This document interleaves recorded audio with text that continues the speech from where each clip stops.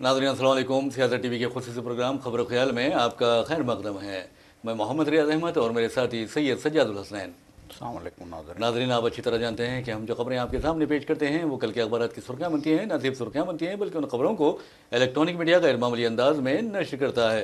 इसी तरह social media पर ये खबरें वायरल होती हैं। बहरहाल नाज़रीन, जहाँ तक खबरों का सवाल है, आप अच्छी तरह जानते हैं कि रियासत तेलंगाना की जो सियासत थी या है, उसमें आपको बता दें कि सदर प्रदेश कांग्रेस का अहम किरदार होता है। ख़ास तौर पर कांग्रेस के मामले में देखा जाए तो अब आपको ये इत्तला देते हुए हम बताते हैं कि किस तरह सदर प्रदेश कांग्रेस का इंतखाब अमल में आया है। और आप ये भी अच्छी तरह जानते हैं कि गुज़िश्ता 3 वर्षों से चीफ मिनिस्टर रेवंत रेड्डी इस ओहदे पर फायज थे। बहरहाल अब महेश कुमार गौड़ जो कांग्रेस के एमएलसी हैं, उन्हें सदर प्रदेश कांग्रेस मुकर्रर किया गया है। वो बीसी तबके से ताल्लुक़ रखते हैं और आपको ये भी बताते हैं कि बीसी तबका रियासत की आबादी का 50% हिस्से पर मुश्तमिल है। यानी रियासत की जो जुमला आबादी है उसका 50% बीसी तबकात हैं। तो आप अंदाज़ा कर सकते हैं कि बीसी तबके को अच्छा ओहदा दिया गया है, अच्छी नुमाइंदगी भी दी गई है। और आप ये भी देखेंगे कि आने वाले दिनों में एक मुस्लिम कायद को, एक मुस्लिम लीडर को, और ख़ास तौर पर ऐसा लगता है और ये भी इशारे मिल रहे हैं कि जनाब आमिर अली खान को रियासती काबीना में शामिल किया जाएगा।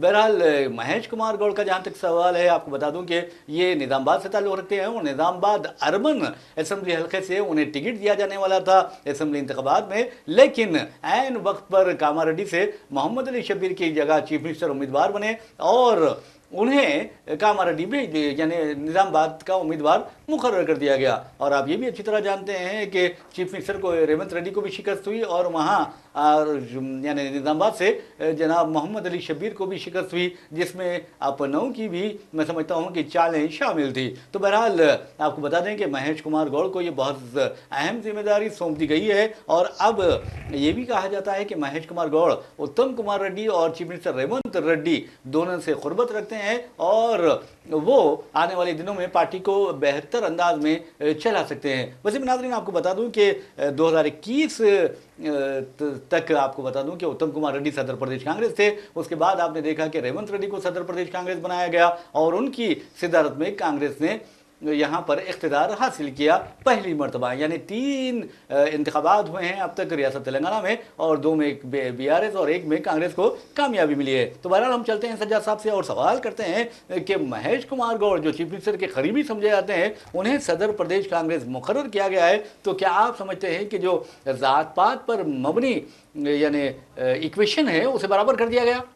देखिए, जैसा कि रेवंत रेड्डी ने वादा भी किया था कि हम पसमानदा तबक़ात को जो है कांग्रेस आगे बढ़ाती है, ये कांग्रेस का सिस्टम है और हम जो है इसी समत में आगे बढ़ेंगे। तो बहरहाल जो है ये खुशाइन बात है कि महेश कुमार गौड़ को जो है पार्टी का सदर बनाया गया है। अब आने वाले दिनों में महेश कुमार गौड़ के लिए चैलेंज वाली बात ये होगी कि मजालिस मकामी के इंतखाबात भी आ रहे हैं रियासत में। और फिर जो है बल्दियाती इंतखाबात भी आने वाले हैं। ख़ुद हैदराबाद में बल्दियाती इंतखाबात जो है इस साल के आखिर या अगले साल के अवाइल में जो है होने जा रहे हैं।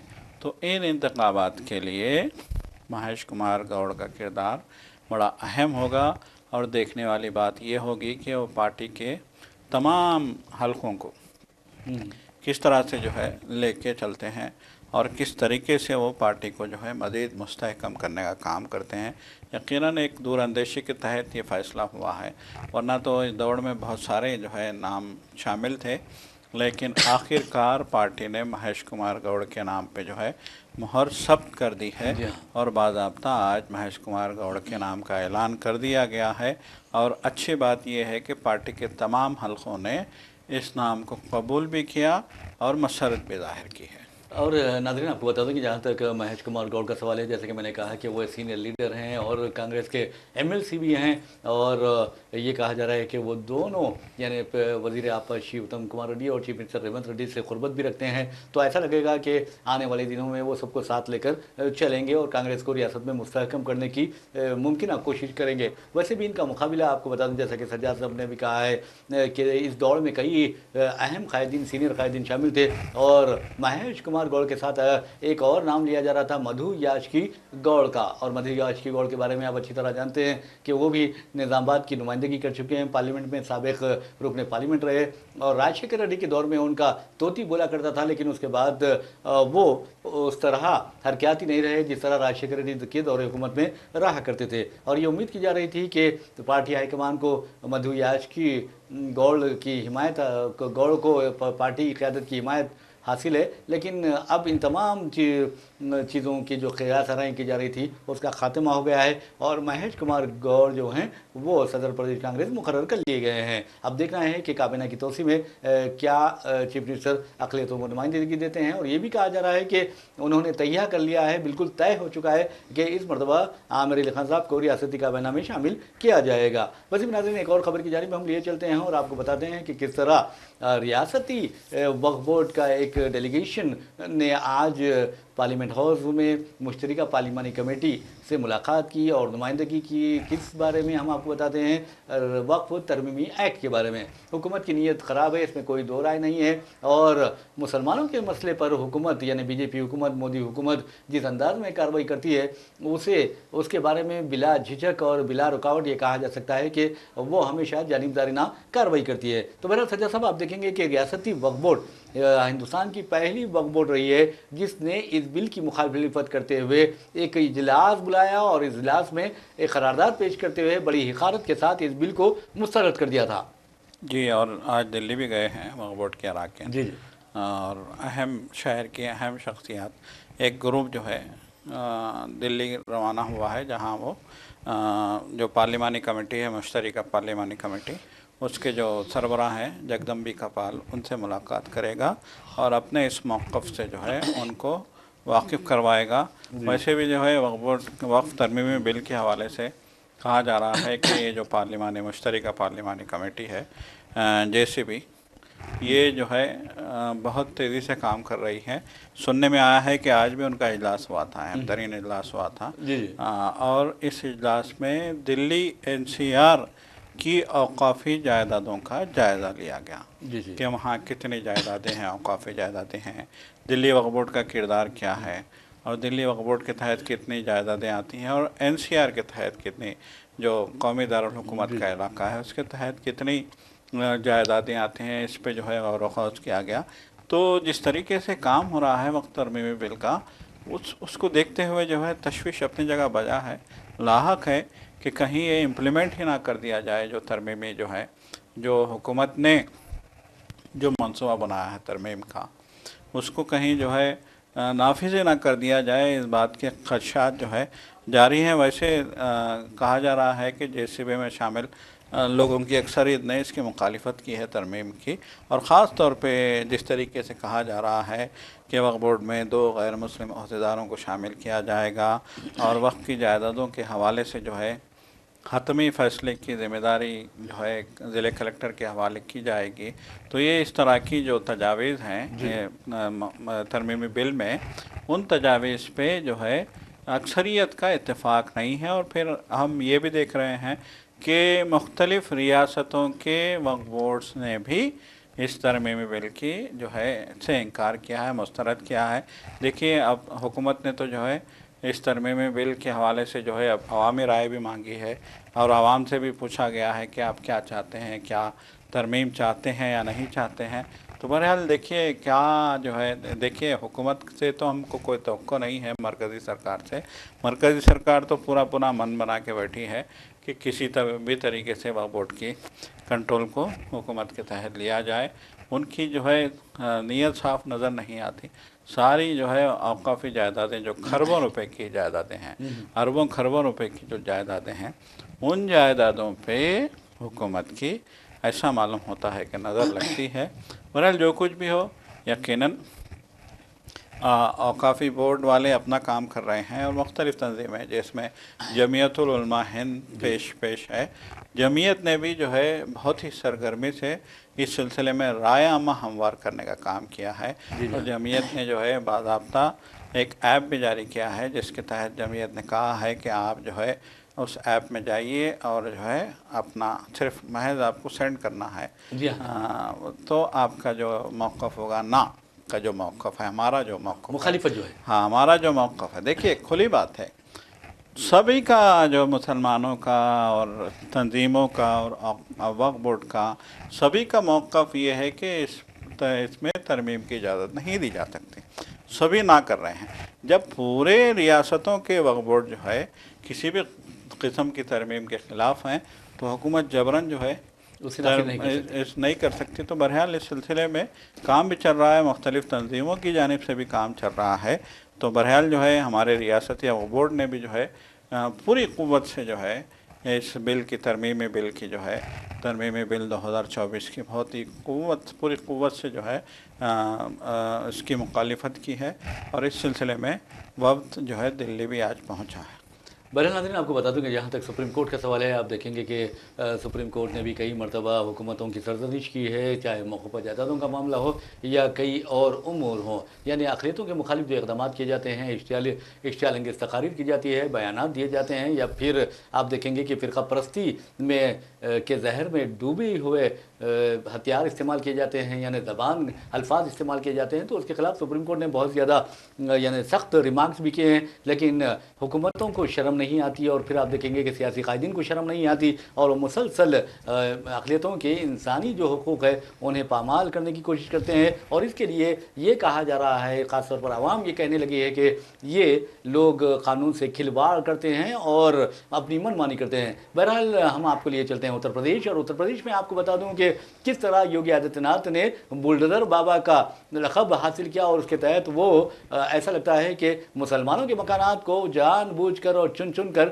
निशाना बना रहे हैं। याद रखिए, मुसलमान भी इस मुल्क का हिस्सा है, मुसलमान के बगैर इस मुल्क की तकदीर के फैसले नहीं हो सकते हैं। तो ऐसे में आपको बता दूं कि सुप्रीम कोर्ट ने वाज़ेह तौर पर कहा है कि इस तरह की जो हरकतें हैं ये गैर कानूनी हैं। जो बुलडोज़र चलाए जा रहे हैं, किसी को उसके जुर्म की सज़ा देने के लिए कि उसका घर मुनहदिम नहीं किया जा सकता, उसके पर बुलडोज़र नहीं चलाया जा सकता, ये सुप्रीम कोर्ट के रिमार्क्स हैं। लेकिन आप अब अंदाज़ा कीजिए कि सुप्रीम कोर्ट एक बात कह रहा है और उसकी मुखालिफत कर रहा है उत्तर प्रदेश का एक रियासती वजीर। और ये हम बात कर रहे हैं उत्तर प्रदेश के रियासती वजीर तवानाई AK शर्मा की। उसने कह दिया है कि बुलडोज़र के इस्तेमाल बिल्कुल सही है और योगी आदित्यनाथ जो कुछ कर रहे हैं वो बिल्कुल सही कर रहे हैं। लेकिन हकीकत में देखा जाए तो ये रियासती दहशतगर्दी की अलामत बन गया है बुलडोज़र। और ये बुलडोज़र अगर अब फिर इस्तेमाल होता है मुसलमानों के खिलाफ, मजलूमीन के खिलाफ, तो यकीन मानिए कि ये मुल्क से गद्दारी के मुतरादिफ होगा, कानून से ये जंग या लड़ाई के मुतरादिफ होगा और सुप्रीम कोर्ट के यानी तौहीन अदालत के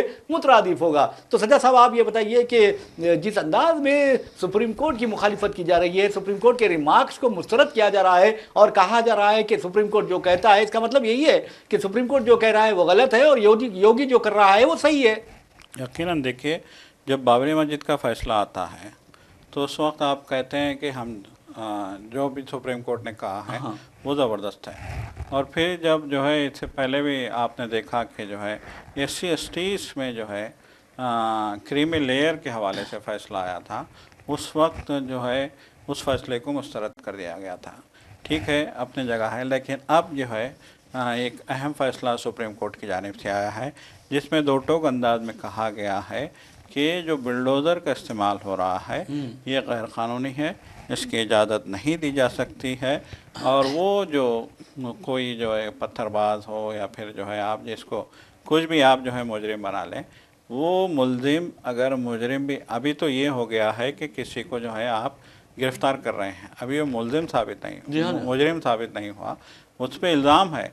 एक इल्ज़ाम के तहत पुलिस गिरफ़्तार करती है, पुलिस FIR दर्ज करती है और जो है दोपहर में बल्दिया उसके घर पहुंच जाती है और बल्दिया ये तक नहीं पूछती कि ये घर क्या उस मुलजिम का है, ये घर क्या उस मुलजिम के किसी रिश्तेदार का है, ये घर क्या मुलजिम किराएदार के तौर पे इस घर में रह रहा है, कुछ नहीं, सीधे घर मुनहदम किया जा रहा है। इंतहाई गैर इंसानी, इंतहाई गैर क़ानूनी और इंतहाई शरअंगेज़ हरकत ये कहलाएगी और ये हरकत की जा रही है। तो सुप्रीम कोर्ट ने यकीनन बहुत सख्ती से इसकी सरजनिश की है और खुल के कहा है कि चाहे मुजरिम ही करार पाए कोई शख्स, उसके घर को गिराया नहीं जा सकता। इस मुल्क में कानून है, इस मुल्क में अदलिया है, इस मुल्क में अदालतें हैं, इस मुल्क में जमहूरियत है, इस मुल्क में आइन है और जमहूरियत और आइन के तहत اس ملک کے تمام شہریوں کو برابر کے حقوق حاصل ہے، اور ان کا جو بھی معاملہ ہوگا وہ عدالتوں میں جائے گا، اور عدالت ان کو مجرم ثابت کرے گی تو وہ جیل میں جائیں گے۔ ان کے گھر کو گرانے کا کسی کو جو ہے اختیار حاصل نہیں ہے، نہ ہی کوئی جو ہے اس طریقے سے جو ہے کسی کا گھر گرا سکتا ہے۔ تو سپریم کورٹ کا یہ بیان ہے، ایک باضابطہ جو ہے آ گیا ہے۔ سپریم کورٹ نے تو یہاں تک کہہ دیا ہے کہ اس سلسلے میں سخت رہنمایانہ اصول نافذ کیے جائیں گے اور تمام ریاستوں کو ہدایت جاری کی جائے گی۔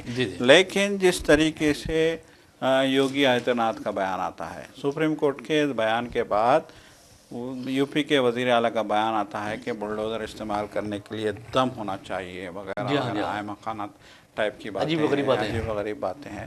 تو یہ شرمندگی بھی ہے اور یقیناً جو ہے عدالت عظمیٰ کی توہین بھی ہے۔ بالکل آپ نے صحیح کہا، اور میں سمجھتا ہوں کہ اس طرح کے بیانات کے خلاف کارروائی کی جانی چاہیے۔ ویسے بھی ناظرین، ہندوستان میں امن کی ضرورت ہے، محبت کی ضرورت ہے، پیار کی ضرورت ہے، کیونکہ ہندوستان ایک عظیم سپر پاور بن سکتا ہے، ایک عظیم ملک بن سکتا ہے۔ اور آپ اندازہ کیجئے کہ یہاں پر جس انداز میں باصلاحیت لوگ ہیں، اور چاہے وہ ہندو ہو، مسلمان ہو، سکھ ہو یا عیسائی ہو، اپنے ملک کو چاہنے والے ہیں، لیکن جو فرقہ پرست درندے ہیں، ایک مٹھی بھر ٹولہ ہے، یہ ٹولہ جو ہے وہ ہندوستان کو اسی طرح خراب کر رہا ہے جس طرح ایک گندی مچھلی جو ہوتی ہے وہ سارے تالاب کی مچھلیوں کو یا تالاب کو گندا کر دیتی ہے۔ تو کہنے کا مطلب یہ ہے کہ آپ اندازہ کیجئے کہ اب یہ لوگ جانور کے نام پہ انسانوں کا قتل کرتے ہیں، یا آپ اندازہ کیجئے کہ لو جہاد کے نام پر مسلمانوں کو نشانہ بناتے ہیں، اور لینڈ جہاد کے نام پر مسلمانوں کے عمارتوں کو منہدم کرتے ہیں، دکانات کو، مکانات کو زمین دوز کر دیتے ہیں، لیکن انہیں شرم نہیں آتی اور نہ ہی انہیں تکلیف ہوتی ہے۔ حد تو یہ ہے کہ اب ایسا لگتا ہے کہ انہیں مسلمانوں کا خون دیکھ کر، مسلمانوں پر ظلم دیکھ کر مزہ آتا ہے، اور یہ مزہ ان کے لیے تباہی و بربادی کا باعث ضرور بنے گا، کیونکہ ہر مظلوم ایک کافی عرصے تک خاموش نہیں رہتا۔ وہ جب اٹھ کھڑا ہوتا ہے تو ظالم کے جو پاؤں ہیں وہ اکھڑ جاتے ہیں، پاؤں باقی بھی نہیں رہتے۔ تو کہنے کا مطلب یہ ہے کہ جس انداز میں ہمارے وزیر اعظم نریندر مودی کے جو بی جے پی ہے، اس کے جو چیف منسٹرز ہیں بی جے پی کے زیر اقتدار ریاستوں کے، مدھیہ پردیش ہو یا راجستھان ہو یا اتر پردیش یا پھر اتراکھنڈ، وہاں پر آپ دیکھیں گے کہ مسلمانوں کے مکانات پر، اور آسام میں بھی مدارس پر، مساجد پر بھی بلڈوزر چلائے جا رہے ہیں، ظلم کیا جا رہا ہے۔ اور اس سلسلے میں سپریم کورٹ کے جو ریمارکس ہیں وہ بہت غیر معمولی ہیں، لیکن سپریم کورٹ کو یہ دیکھنا چاہیے کہ آخر ان ریاستی حکومتوں کا کیا کردار رہا ہے۔ اس کردار کی بنیاد پر جن مسلمانوں کے مکانات اب تک منہدم کیے گئے ہیں انہیں ان کا معاوضہ دلانا چاہیے۔ تو بہرحال ہم وزیر اعظم کی بات کر رہے تھے، تو آپ کو بتا دوں کہ وزیر اعظم بہت ہی انسانیت دوست ہیں، اور خاص طور پر جو مسلم خواتین کے حقوق ہے اس کے علمبردار ہیں۔ اور وزیر اعظم جو خطاب کرتے ہیں چوہی کو یعنی خواتین کے بارے میں، تو وزیر اعظم کہتے ہیں کہ ناری شکتی یعنی خواتین کی جو طاقت ہوتی ہے اس بارے میں بات کرتے ہیں۔ اور وزیر اعظم کا یہ جو خیالات ہے غیر معمولی ہے، ہم انہیں سلام کرتے ہیں۔ لیکن آپ کو بتا دوں کہ یہی وہ وزیر اعظم ہیں جو چاہتے ہیں کہ کلکتہ میں جو آر جی کار ہاسپٹل میں ایک ٹرینی ڈاکٹر کا ریپ ہوا ہے، مرڈر ہوا ہے، اس کے قاتلوں کو، اس کے زانی کو سزائے موت دی جائے۔ اور یہی وہ وزیر اعظم ہیں جنہوں نے گجرات کی ایک بیٹی بلقیس بانو کے اجتماعی عصمت ریزی ہوتی ہے، اس کے 7 سے 8 ارکان خاندان کو قتل کیا جاتا ہے، اس کی 3 سالہ بیٹی جو اس کے سینے سے چپکی ہوئی تھی اسے چھین کر دہشت گرد اور یہ جو فرقہ پرست ڈاکو ہیں یا کتے ہیں وہ اس بچی کو پٹک پٹک کر قتل کر دیتے ہیں۔ اور وزیر اعظم کی حکومت ان قاتلوں کو، ان زانیوں کو پہلے یعنی سزا معاف کرتے ہوئے رہا کرنے کی راہ ہموار کرتی ہے۔ تو کتنے بڑے آپ اندازے کیجئے کہ دیالو ہیں ہمارے وزیر اعظم۔ بالکل، دیکھیے یہ یقیناً یہ دوغلی پالیسی ہے۔ ایک جانب تو آپ جو ہے آر جی کر کالج کے معاملے کو لے کر پوری بی جے پی جو ہے سزائے موت کا مطالبہ اس کو سزائے موت کا بھی مطالبہ کر رہی ہے اور اس معاملے کو اچھالا بھی جا رہا ہے۔ دوسری جانب جب اسی نوعیت کے اور بھی واقعات یو پی میں ہوتے ہیں، آسام میں ہوتے ہیں، ہریانہ میں ہوتے ہیں، جہاں بی جے پی کی ریاستیں ہیں وہاں ہوتے ہیں، راجستھان میں ہوتے ہیں، مدھیہ پردیش میں ہوتے ہیں، تو یہی لوگ جو ہے ان واقعات کو اکثر نظر انداز کر دیتے ہیں۔ تو یقیناً یہ ایک دوغلی پالیسی ہے۔ دیکھیے وزیر اعظم کے عہدے جو وزارت عظمیٰ کا عہدہ ہے ایک عظیم عہدہ ہے۔ ہندوستان کے 140 کروڑ عوام کی جو ہے مرضی کے مطابق اس عہدے پہ کسی کو بٹھایا جاتا ہے، تو وہ جو شخص ہے جو اس عہدے پہ بیٹھا ہے وہ ان 140 کروڑ لوگوں کی فلاح و بہبود اور برابر کی جو ہے بھلائی کا جو ہے ذمہ دار ہے. اگر وہ یہاں پہ جو ہے امتیاز برتتا ہے، جانبداری برتتا ہے، جی یا پھر جو ہے فرقہ پرستی، یا پھر جو ہے شرنگیزی، یا پھر جو بھی آپ کہہ لیں، جو بھی جو ہے یہاں الفاظ استعمال کر لیں، اگر وہ اس طرح کی جو ہے کام کرتا ہے تو پھر وہ اس جلیل القدر عہدے پہ بیٹھنے کے لائق نہیں ہوتا. یہ بات جو ہے ہمارے وزیر اعظم کو سمجھنی چاہیے. آج جو ہے وزیر اعظم جو گزشتہ روز جو نیشنل ٹیچرز ایوارڈ کے جو ہے جن ٹیچروں کو ملے تھے ایوارڈ، ٹیچرز ڈے کے موقع پر، ٹیچر ڈے کے موقع پہ جی اعزاز جی ملے تھے، ان سے اپنے گھر پہ ملاقات کی اور ان کو جو ہے وہ تلقین دے رہے تھے، تعلیم دے رہے تھے. ان سے کہہ رہے تھے کہ آپ کو جو ہے سماج کو مضبوط بنانے کے لیے، بہتر بنانے کے، ایک اچھے سماج کے لیے آپ کو کام کرنا جی چاہیے. جی تو ٹیچروں کو ایک اچھا سماج کے لیے کام کرنا چاہیے، وزیر اعظم کو نہیں کرنا یہ چاہیے. افسوس کی تو بات ہے. کیا یہ جو ہے آپ کی پالیسی ہے؟ یہ سب سے بڑا سوال بہرحال ہے. ناظرین، ایک سوال یہ بھی پیدا ہو رہا ہے کہ آخر سلمان خان کی 2 پسلیاں کیسے ٹوٹیں، لیکن اس سوال کا جواب ہم اپنے اگلے پروگرام میں دیں گے. اور اب پھر آپ کو یہ بھی بتائیں گے کہ ہندوستان میں جو سیلیبریٹیز ہیں ان میں سب سے زیادہ ٹیکس کون ادا کرتا ہے. لیکن آپ کو جانے سے پہلے یہ ضرور بتاتے ہیں کہ شاہ رخ خان ہیں، یعنی کنگ خان ہیں، جو جنہوں نے 2024 کا جو ٹیکس ہے تقریباً 92 کروڑ روپے ادا کیا ہے. لیکن جو دوسرے اداکار ہیں انہوں نے کتنا ٹیکس ادا کیا ہے یہ ہم آپ کو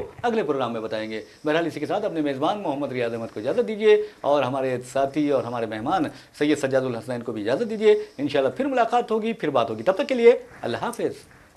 خدا حافظ.